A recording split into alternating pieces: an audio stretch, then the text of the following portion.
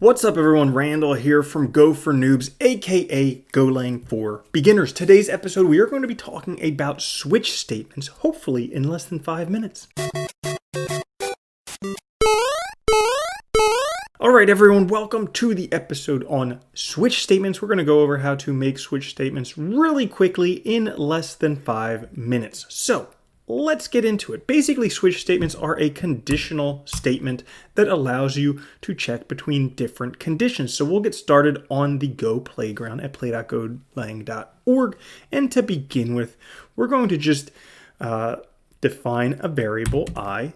We're going to say I equals to 2.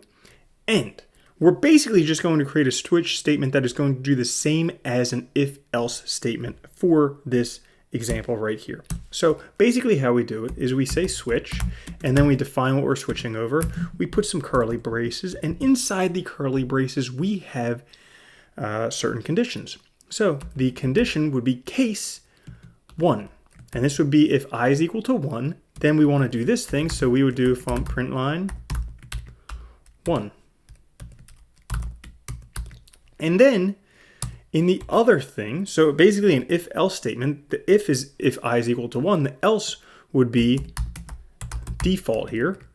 And we would do print line not equal to 1. All right, so if we format this and run it, what we get is not equal to 1. Now, if we switch I to be equal to 1, we could run this again, and we get 1. Now, another thing that I'd like to show you about this is that we don't actually need this default statement. We could just have a bunch of cases. So let's just say we have case 2. So we would have print line 2. Well, if we run this, boom. Again, we get 1. If we change this to 2, what do we get? We get 2. However, we run into an issue if we change it to 3 because the program just exits. There's no default case.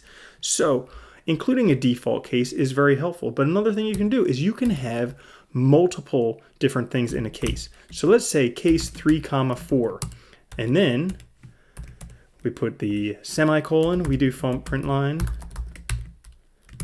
3 or 4. All right, we do this, we run it, and we have 3 or 4. If we change I to 4, we run that, we have 3 or 4. And I just like in these things to add a fallback, a default case, at the very least to let us know that, it's not falling within the ranges we'd expect.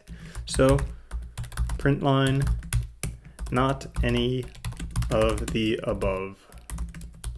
And if we run this with, let's say, like 42, we run that, and not any of the above. So there you have it. Very simple switch statements. You want to have switch, what you're switching over, and then in the curly brackets you have the cases. You can have an unlimited number of cases, and you don't have to, but you can also include a default statement, which if none of these cases are enacted, the default case will enact. And there you have it. Simple as can be, switch statements in less than 5 minutes. Guys, if you did enjoy this video, make sure to like the video, subscribe, also click the notification bell, also leave comments down in the description. I will answer them. So thanks for watching. I'll catch you guys later. Have a good one. Peace.